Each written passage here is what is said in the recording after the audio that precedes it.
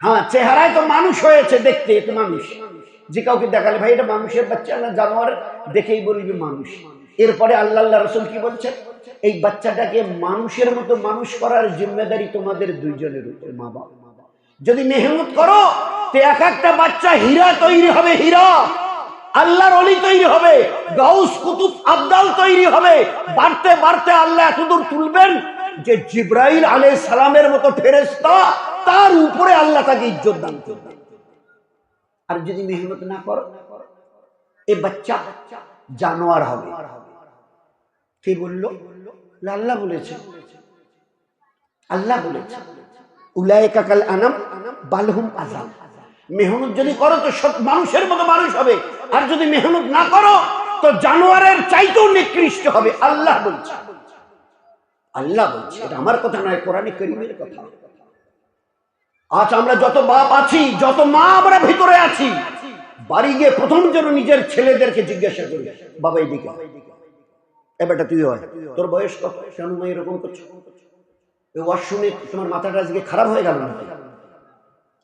কেন, কি কি কি হয়েছে বলো? বলে বেটা তোর বয়স কত বলতো?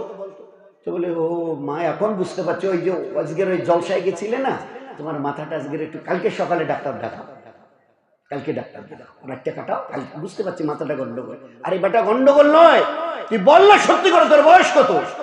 মা তুমি জানো না? বলে সেটা আমি জানি, তোর মুখ থেকে শুনতে চাই। বলে 32। কটা বাচ্চার বাপ? বলে দুটো। তুই বলতো বুকে হাত দিয়ে, এই 32 বছরের দুইটা বাচ্চার বাপ আল্লাহর পাক কালাম কোরআন শরীফ কয়দিন হাতে নিয়েছিস? 199টা ঘরের সন্তান বলতে পারবে না বুক ঠুকে, এই মা আমি তো রোজ কোরআন পড়ি, মাঝে মাঝে পড়ি, সপ্তাহে পড়ি, নইলে মাসে পড়ি, নইলে বছরে 1 দিন পড়ি। কোন দিকে কোরআন শরীফটা ধরতে হয় জানি না। আমাদের অবস্থা কেন এই অবস্থা? অবস্থা নয়, দুরবস্থা। অবস্থা আমাদের ভিতরে আজকে।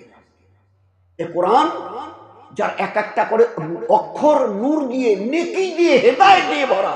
আল কোরআন হুদাল লিন্নাস, মুসলমানের হেদায়েতের কিতাব নয়, तमाम দুনিয়ার মানুষের হেদায়েতের কিতাব। এর এক একটা অক্ষরের ফজিলত জানো? নামাজে যদি দাঁড়িয়ে কোরআন পড়ি, একটা করে অক্ষর বিসমিল্লাহির রহমানির রহিম দাঁড়িয়ে নামাজে, 19টা অক্ষরের জন্য 1900 নেকি। যদি বসে নামাজ পড়ো তো এক একটা অক্ষরের বিনিময়ে 50টা নেকি। যদি এই কোরআনে কারীমকে উযুর সঙ্গে ঘরে পড়ো, নামাজে নয় এমনি, এক একটা অক্ষরের বিনিময়ে 25টা নেকি। উযু নেই, রান্না করছো, ওই সময় না তাই না কাল কাউসার ফাসাল্লি লিরাব্বিকা ওয়ানহার মনে মনে কুল হুয়াল্লাহু আহাদ। তুমি হাল চাষছো, কোদাল পাচ্ছ, বাজারে যাচ্ছ সুবহানাল্লাহ আলহামদুলিল্লাহ, এসব কোরআনের আয়াত এগুলো। তো এক একটা অক্ষরের বিনিময়ে 10টা করে নেকি, বিনা ওযুতে, কোরআন ছুঁয়ে নয়, মুখস্থ আছে কোরআন পড়ছে বিনা ওযু, কোনো অসুবিধা নেই। এক একটা অক্ষরের বিনিময়ে 10টা করে নেকি। তুমি মা শুয়েছো, তোমার মেয়েটা কোরআন শিখেছে, ও এবারে পাশের বিছানায় বসে এবারে কোরআন পড়ছে, তুমি মা শুয়ে আরাম করছো। শুধু যদি কানটা একটু লাগিয়ে দাও তো তোমার মেয়েটা যত কোরআন করবে, তুমি তো কোরআন হাতেও নেওনি, পরেও নেওনি, পড়ছেও না, কিন্তু এই কোরআন এমন তোমাকে নেকি না দিয়ে ছাড়বে না। পড়ছে তোমার মেয়ে, তুমি যদি খালি শোনো, প্রত্যেকটা অক্ষরের বিনিময়ে একটা করে নেকি আল্লাহ তোমাকে দেবে, 1 থেকে 100। এই কোরআনের কতটুকু আজকের কদর করছি বলুন? জীবনকে বানাবার জন্য আল্লাহ পাক দিয়েছিলেন, জীবন বানাবার জন্য। এই কোরআনের কতটা মূল্য জানি? কাল কবরে ওই একটু মুন্সি বয়ান করছি, ফেরেশতা মুনকির নকির, কবরে মাটি দেওয়া শেষ, খালি এরা বলবে ভাই হলো হলো চলো, আল্লাহ এই ফেরেশতা চলো। তো এরা এক পা তুলে ফেলার আগে ফেরেশতা এসে ঢুকে যাবে, মেয়েটাকে বসিয়ে জিজ্ঞাসা করবে তোর রবকে, দিন কি, নবীকে? ছোট্ট ছোট্ট 3টে প্রশ্ন, ছোট্ট ছোট্ট ছোট্ট ছোট্ট ছোট্ট ছোট্ট। হায় আফসোস, হায় আফসোস, ধিক আমাদের জীবন 40, 50, 60, 70 বছরে ছোট ছোট 3টে প্রশ্নের উত্তর এখনো ঠিক করতে পারি না। আল্লাহ তো দয়ালু বলে দিয়েছে, আমার ফেরেশতারা কবরে গিয়ে তোকে বসাবে, আর যে লোকগুলো মাটি দেওয়ার জন্য আসবে বাড়ি যাওয়ার পরে যাবে না, এরা খালি বলবে হয়েছে চলো, আমিও আল্লাহ বলবো এ ফেরেশতা চলো।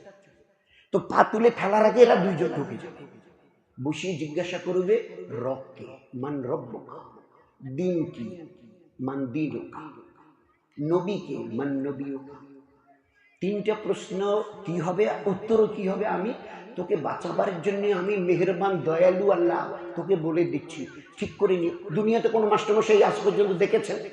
স্কুলে পড়ুক আর প্রাইভেট পড়ুক, ইনি আমাদের অঙ্কের মাস্টার, ওনার কাছে অঙ্ক শিখি, পরীক্ষার আগে গিয়ে বলে এইটা এইটা কিন্তু প্রশ্ন তো আমি করি, আমি করব, এই কয়টা প্রশ্ন থাকবে, এই কয়টা ভালো করে করিস। কোনোদিন কোনো মাস্টার বলে? বলে? কিন্তু আমার আল্লাহ, আমি স্কুলেও যাই এনার কাছে পড়ি, ফের প্রাইভেটেও 400 টাকা মাসে মাসে দিয়ে সপ্তাহে 2 দিন এনার কাছে পড়ি, কিন্তু কোনোদিন মাস্টারমশাই প্রশ্ন বলে এখান থেকে এই পর্যন্ত ভালো করে করিস, অঙ্কগুলো ভালো করে করিস। আসবে কোনটা? আপনি তো প্রশ্ন করবেন, বলে দেন। তাহলে না, তো আমার মাস্টারমশাই আমার জন্য নিষ্ঠুর, কিন্তু আমার আল্লাহ কত বড় দয়ালু, কি প্রশ্ন কবরে হবে বলে দিয়েছে আল্লাহ তৈরি করে। তিনটা কত ছোট শর্ট কোশ্চেন, এর চাইতে আর ছোট প্রশ্ন আছে? Short question. রবকে দিন কি নবীকে? রব আল্লাহ, দিন ইসলাম, নবী মুহাম্মদ সাল্লাল্লাহু আলাইহি ওয়াসাল্লাম। উত্তর দিতে ক ঘন্টা লাগলো?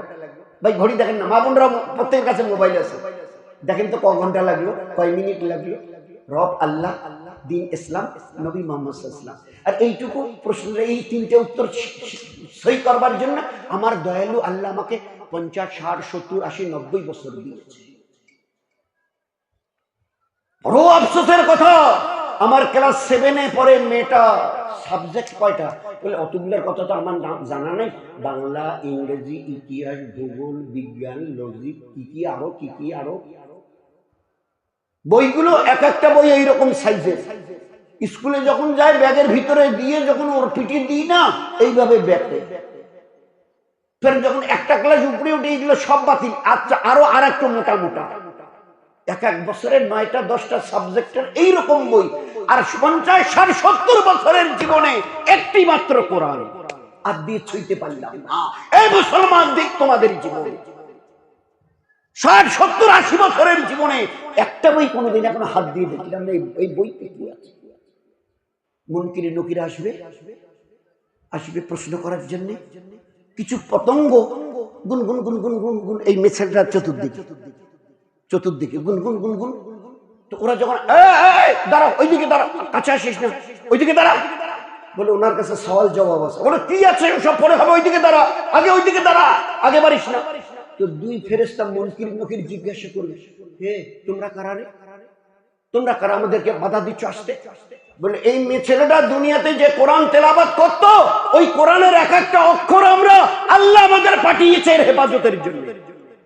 দুস্থ, কত বড় দুঃখের কথা যে সেই কোরআন আছে আমাদের ঘরে, এমন ভাবে তুলে রেখেছি যে ওই উপরের কাপড়টা যদি বার করে যদি ঝাড়া যায় তো অন্তত নেই করে 20-25 গ্রাম ধুলো বের হবে। কোথায় ছিল, কোথায় গেছে?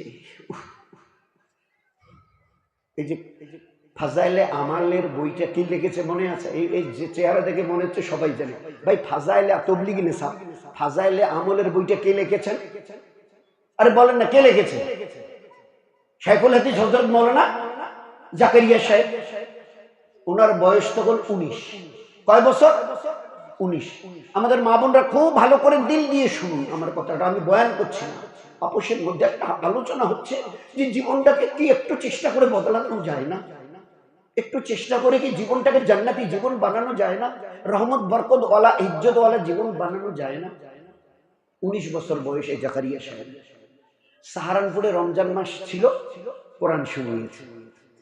তো আগামীকালকে ঈদ হবে শুনে উনি বাড়ি চলে আসছেন। কালকে ঈদ হবে, কান্দলা গ্রামে বাড়ি এসে, এখন বাড়ি এসে খবর শুনে চাঁদ দেখা যায়নি, কালকেও রোজা হবে। তারাবি পড়তে গেছে, তারাবি পড়ে ঘরে এসে দেখে বাড়িতে প্রায় 20-22 জন মেয়ে ছেলে বসে আছে ঘরে রুমের ভিতর। তো জাকারিয়া সাহেব রহমতুল্লাহ নানি বলছে, হ্যাঁ জাকারিয়া আসতে দেরি করলে? বলে দেরি আর কি করলেন, তারাবি হলো চলে এলাম। তো বলে এরা কেন বসে আছে তা একটু জিজ্ঞাসা করলি না?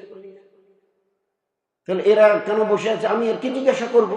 বলে অনেকদিন পরে জাকারিয়া বাড়িতে এলো, আজকে ওর পিছনে আমরা 2 রাকাত নামাজ পড়ব। আমাদের জাকারিয়া আজকের বাড়ি থেকে এলো, ওর পিছনে আমরা 2 রাকাত নামাজ পড়ব। তো 19 বছরের ছেলে, জওয়ান, হ্যাঁ, এই পুরো রমজান মাস সাহারানপুরে তারাবি শোনালাম, আজকের বাড়ি এলাম, কালকে ঈদ হবে, তা কালকে আর ঈদ হচ্ছে না পরশু, এখন তোমরা আমি তারাবি পড়ে এলাম, এখন ধরছ 2 রাকাত নামাজ পড়াতে হবে। এরা সবাই 2 রাকাত পড়বে, একটু রেগে গেছে, বলছে আর পড়া না, জাকারিয়া পড়া, ওনার নানি বলছে পড়া না। ঠিক আছে, ওদেরকে দাঁড়াতে বলো, দাঁড়াতে বলো, তাড়াতাড়ি করো, দাঁড়াতে বলো।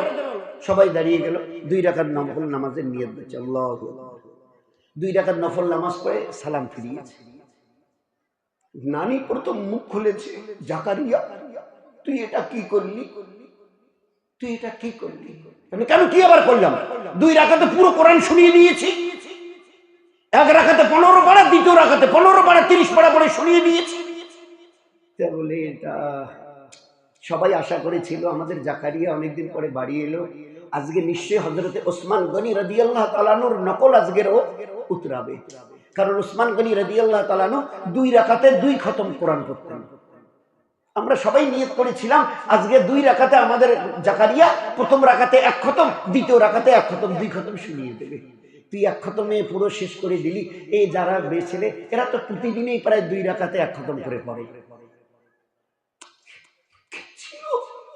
সেদিন সাহাবীরা, নবীর সাহাবী, তাবি, তাবে তাবাই, বলুন না, এটা সেদিনের কিচ্ছা।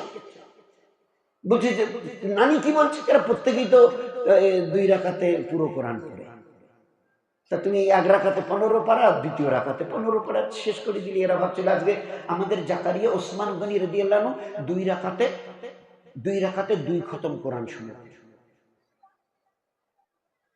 বড় হজরতিজির আম্মা রমজান মাসের প্রত্যেক দিন 1 খতম আর 10 পারা। 30 দিনে কয় খতম হয় বলেন না তাড়াতাড়ি? 30 দিনে 40 খতম কোরআন পড়তেন। এই সেদিনের কিচ্ছা আমাদের দিল্লির কান্দলা গ্রামের একজন মেয়ে ছিল, রমজানের 30 দিনে 40 খতম করতেন। এবারও আমরা মাথা ভাঙা হালকায় প্রতিবারই করা হয়। এবার ভাই রমজান শেষ হলে আমরা বল জিজ্ঞাসা করব কার মেয়ে ছেলে, কার মা, কার বিবি কত খতম দিল। তো যে মেয়ে ছেলেটা ফার্স্ট হয়েছে একজন দাঁড়িয়ে বলল যে আমার বিবি এই রমজানে 17 খতম দিয়েছে। তা শুনে আমি জিজ্ঞাসা করলাম ভাই ওই শীতেই মোড়ে ওর সবজির দোকান, বললাম তোমার বিবি হাফেজা? বলে না না না, হাফেজা নয়, এমনি পড়ে। তো যখনই একটু সংসারের কাজ রান্না বান্না এটা ওটা থাকে তো করে, আর যখনই ফাঁক টাইম পায় আমি ওই বাইরে থেকে এসে দেখি ও কোরআন নিয়ে বসে আছে, কোরআন নিয়ে বসে আছে। তো এইবারে 17 খতম করেছে। হাফেজা, হাফেজা না, 4-5 খতম তো 60, 70, 80 সব পার হয়ে গেছে। আমরা 10 থেকে যারা একটু উপরে খতম করেছে, 10 খতম, 11, 12, 13, 14, তাদের আমরা প্রত্যেকে একটা করে যায় নামাজ তাসবিহ প্রতিবারই করি। কেন একটু চেষ্টা করলে কি রাবেয়া বসরি হওয়া যায়? কেন আমাদের দিন, আমাদের মা বোনদের কি অসুবিধা? আমাদের মা বোনদের দিন চায় না। আমরাও মাইমুনার মতো একটা গরিব মেয়ে ছেলে অপরের বাড়িতে চাকরি থেকে বকরি চালায়। হযরত আব্দুল্লাহ ইবনে ওয়াহিদ রাহমাতুল্লাহ আলাইহি আল্লাহকে খাওয়াবে দেখে যে আল্লাহ জান্নাতে আমার বিবি কি হবে? চুপ না, আল্লাহ বলো না, আল্লাহ বলো না। তা আল্লাহর বান্দার মধ্যে মহব্বত, নবীজি কি বলতেন, মায়ের চাইতে 70 গুণ বেশি আল্লাহ মহব্বত করে। তাহলে অতটা যদি মহব্বত বান্দার কথা আল্লাহ ফেলতে পারে। মাঝখানে আমি একটা কথা বলি, দোয়ার ভিক্ষা চাই, দোয়ার ভিক্ষা চাই। আমরা আমাদের মা বোনরা যদি নিয়ত করি, এ আল্লাহ আর কটা দিন বাঁচিয়ে রাখবে জানি না, আমার একটা রাতের তাহাজ্জুদ যেন বাদ না যায়। আমার চোখকে তুই খুলে দিস তো 3টার দিকে, 3:15 দিকে, তো আমি আল্লাহর জাতের উপরে একিন রেখে কসম খেয়ে বলতে পারি আপনার একটা রাতের তাহাজ্জুদ বাদ যাবে না। তার সঙ্গে এটাও বলে দিই, ওই মোবাইলে অ্যালার্ম দিয়ে খবরদার, মোবাইলে আমার কথা শুনে আমার আল্লাহ আমার কথা শুনে না। যে আল্লাহ একটা মায়ের চাইতে 70 গুণ আমাকে মহব্বত করে, এই আল্লাহ এখন তো 12টা বাজে রাতের, তো শুইতে যাচ্ছি, একটু 3টার দিকে চোখ খুলে দিস তো। এই চোখ খোলানোর জিম্মেদারি তো তোমার। তো আমি কসম দিয়ে বলতে পারি 3:15টাও বোধহয় হবে না, চোখ খুলে দেখবেন ওহো প্রায় 3টাই বেজে গেছে। নিয়ত করতে পারবো ভাই, চেষ্টা করা যাবে ইনশাআল্লাহ, একটু যদি চেষ্টা করি। তো এই জন্য আল্লাহ বলেন আল্লাহ আমার জান্নাতি বিবি কে হবে? তো যখন বান্দা ধরেছে আর আল্লাহর কতক্ষণ, মাইমুনা, আল্লাহর বাড়ি কোথায়? আবার বলো না, বলে কুফা, কুফা একটা জায়গার নাম। যেমন আপনাদের পাঠানটুলি, তা বললে কুফা। এবারে সকালবেলা ইশরাক তাসবিহ চলে গেছে। কুফায় গিয়ে বলছে, ভাই কেন মাইমুনা নামের কোন মেয়ে? ওই যে পাহাড়ের কিনারায় বকরি চড়াচ্ছে ওই মেয়েটা। কাছে গিয়ে দেখে একটা চাদর গায়ে মুড়ি দিয়ে নামাজে দাঁড়িয়ে আছে। তো কথা বলা যায় না, চুপ করে বসে আছে। যখন সালাম ফিরিয়েছে, তো মাইমুনা টের পেয়েছে নিশ্চয়ই এটা কোনো মানুষের গলার আওয়াজ, একটু ঘাড় ফিরিয়েছে। জীবনে কোনোদিন দেখেনি, জীবনে কোনোদিন দেখেনি। এক ঝলক দেখে বলছে, আব্দুল ওয়াহিদ তুমি এখানে কেন? তোমার সঙ্গে ইনশাআল্লাহ আমার জান্নাতে মোলাকাত হবে। এখানে কেন? তোমার সঙ্গে আমার মোলাকাত ইনশাআল্লাহ জান্নাতে। কি করে বড় লোকের বেটি? বলে না, ওই যে বকরি চড়াচ্ছে, অন্যের বকরি, এগুলো ওর নয়। অন্যের বকরি চড়ায়, যে দুটো পয়সা দেয় তাই দিয়ে জীবন চলে। কিন্তু আল্লাহর ইবাদত কতটা, যে এক ঝলক আব্দুল ওয়াহিদকে দেখে বলছে, আব্দুল ওয়াহিদ আজকের এখানে কেন এসছো? আমার সঙ্গে মিলতে, জান্নাতে দেখা হবে ইনশাআল্লাহ। তুমি কি করে জানলে? রোজে আজলে আল্লাহ আমাকে জানিয়ে দিয়েছে। আচ্ছা মাইমুনা একটা কথা জিজ্ঞেস, আবার সময় নষ্ট করছো যে কাজের জন্য আল্লাহ পাঠিয়েছে। ওমা খালাকতুল জিন্না ওয়াল ইনসা ইল্লা লিয়াবুদুন, আমি জিন আর মানুষ জাতিকে আমার ইবাদতের জন্য পয়দা করেছি। যাও যাও আব্দুল ওয়াহিদ ইবাদত করো, অযথা কথা বলে, এইসব কথা বলে সময় নষ্ট করো না, যাও যাও। মাইমুনা এক্ষুনি চলে যাবো, খালি একটা কথার উত্তর। কি কি আর কি জিজ্ঞেস? এই তোমার বকরির পালের সঙ্গে বকরিও যত বাঘও তত একসঙ্গে ঘুরে বেড়াচ্ছে। অনেকক্ষণ থেকে লক্ষ্য করছি, একটা বাঘ একটা বকরিকে হামলা করে না। বলছে আব্দুল ওয়াহিদ ইবাদতের দ্বারা আমি আল্লাহর সঙ্গে আমার সম্পর্ক ঠিক করে নিয়েছি। আমার আল্লাহ আমার বকরির সঙ্গে বাঘের সম্পর্ক ঠিক করে দিয়েছি। এই ছিল জীবন, হারিয়ে জীবনটাকে তছনছ করে দিয়ে একটা ঘরকে জাহান্নামের ঘর বানিয়েছে। শাশুড়ি বলতে কথা নেই, যায় যায় কথা নেই, স্বামী স্ত্রী কথা নেই। দিন কয়েক আগে একটা ভাস্তি শিলিগুড়িতে বড় চাকরিওয়ালা ছেলে, চারতলা বাড়ি, আমি নিজে তো গেছি। আজ প্রায় 9-10 বছর ধরে স্বামী স্ত্রী কোনো কথা নেই, একই বিল্ডিংয়ে থাকে স্বামী স্ত্রী। এরকম হাজার। মা বোনদের অনুরোধ করছি, আপনারা মেহেরবানি করে বাচ্চাদের হাতে আর এই মোবাইল দিয়ে যা হবার শেষ তো হয়েই গেছে, আর শেষ করবে না। বলতো আমারও বুক ফেটে যাচ্ছে শুনলে, আপনাদেরও থাকবে। মা বাপ কত আদরে কত কষ্টে বাচ্চাদের প্রতিপালিত করে। দেখে শুনে একটা ভালো ছেলের সঙ্গে বিয়ে দিয়েছে আজকে। রাত্রিবেলা গিয়ে বিয়ে হয়ে গেল, ছেলে পক্ষ বললো তাহলে বেয়াই এরপরে ইনশাল্লাহ এক সময় বসে একটা দিন তারিখ ঠিক করে দিই। হ্যাঁ ঠিক আছে ঠিক আছে, আজকে আর আমরা মেয়ে নিয়ে যাচ্ছি না, কয়দিন পরে বসে আপনার আমাদের সুবিধা, দুই পক্ষের সুবিধা দেখে একটা তারিখ করলাম, ঠিক আছে না? বলে হ্যাঁ ঠিক আছে। খেয়ে দিয়ে চলে গেল। রাত্রি বোধহয় 2টার দিকে চলে গেছে। সকালবেলা 8টার সময় ওই মেয়েটা বেরিয়ে আর একটা ছেলের বাড়ি চলে গেছে। ওই আর পরের দিন রাত্রিবেলা 2টা-2:30টার দিকে, 1:30-2টার দিকে বিয়া, সকালবেলা 8টার সময় ওই মেয়েটা চলে গেল একটা ছেলের বাড়িতে, একটা বাড়ি দিকে ঢুকে গেছে। আর একটাই গত সপ্তাহের খবর, বিয়ে হলো মেয়েটা, মোটামুটি একটু দিন বিয়ে হলো মেয়েটা, ছেলে চলে গেল যে তারিখ পরে করা হবে। তার 5 দিনের মাথায়, 5 দিন, এই যে 5 দিনের মাথায় মেয়েটা আর একটা ছেলের বাড়ি চলে গেল। আজ আমাদের ঘরের ছেলে আর মেয়েদের দিন শিখাতে না পারার জন্যে ওদের কাছে আমাদের ইজ্জত, আমার খুব কষ্ট হয় বলতে হয়, শিয়াল কুকুরের মতো ইজ্জত আছে। আমরা ওদের মা আর বাপ, আমাদের পায়ের নিচে ওদের জান্নাত নবী বলেছে, অতটুকু ইজ্জত নেই যতটুকু শিয়াল কুকুরের ইজ্জত আছে মানুষের কাছে। কেন না? বাচ্চা তো বেরিয়ে এসছে মানুষ হয়ে, কিন্তু এদের আমরা মানুষ করতে পারিনি। একবার যদি দুবার যদি হাদিসটা শোনাতাম, তোমার এই বাপ জান্নাতের দরওয়াজা, চাহে বন্ধ করো চাহে খুলে রাখো, তোমার ইখতিয়ার। এ মা দুঃখিনী মা, এর পায়ের নিচে আল্লাহর বানানো জান্নাত। এই জান্নাত কোন ফেরেশতা বানায়নি, আল্লাহ বানিয়েছেন। ওই জান্নাত নবী বলেছে, আল্লাহর বানানো জান্নাত তোমার মায়ের পায়ের নিচে, ভালো করে বুঝে নিও। সেখানে ওই বৌমা, তোমরা কোনটা জান?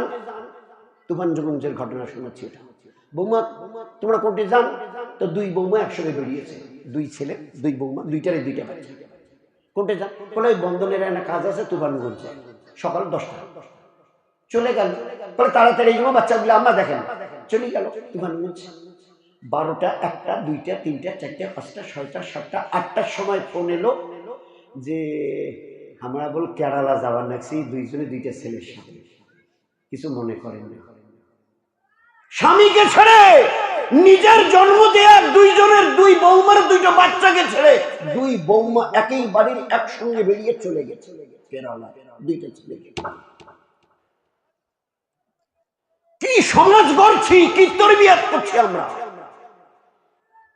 আমরাও শুনি, পুরুষরা মা বোনরাও শুনি, এতটা ইবাদত আমরা করেছি, মা বোনেরা করেছে, আল্লাহ খুশি হয়ে জান্নাতে দিয়ে দিয়েছে। চলো তোমার ইবাদতে আমি আল্লাহ খুশি জান্নাতে। রেখে গেছে দুটো ছেলে মেয়ে, 3টা ছেলে মেয়ে, 4টা ছেলে মেয়ে।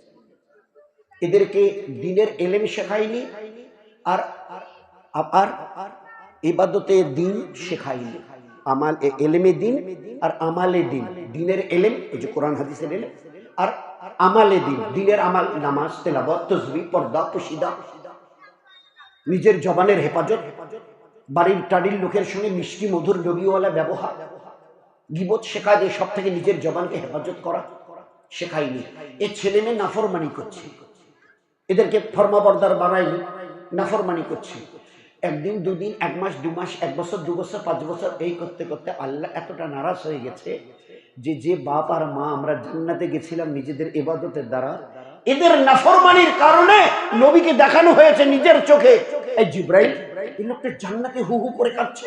বলে যে ছেলে মেয়ে রেখে এসছে দিনের এলেম আর দিনের আমল শেখায়নি, নাফরমানি করতে করতে আল্লাহ এতটা নারাজ হয়ে গেছে, এক খবর দেয়া হয়েছে আগামীকাল একে এখান থেকে বের করে জাহান্নামে ফেলা হবে।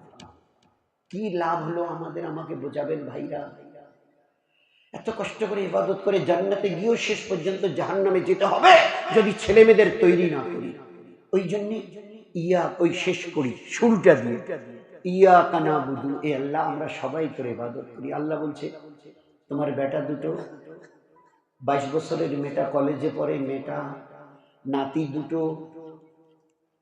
নাতি দুটো কই? তুমি না আমাকে একটু আগে বললে হাত বেঁধে, তাও আবার বন্দি অবস্থায়। ইয়াকা নাবুদু, এ আল্লাহ আমরা সবাই মিলে তোমার ইবাদত করি, তো বাকিরা কই?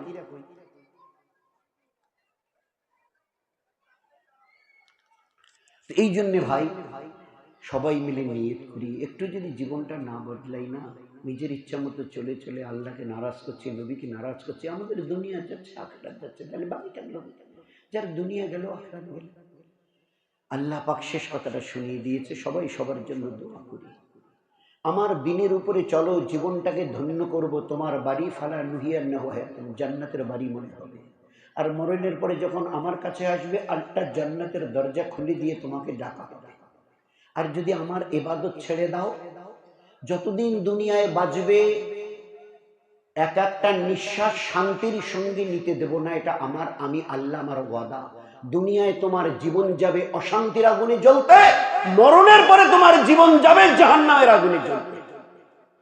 দুনিয়ায় একটা নিঃশ্বাস শান্তির সঙ্গে নিতে দেব না, আল্লাহ।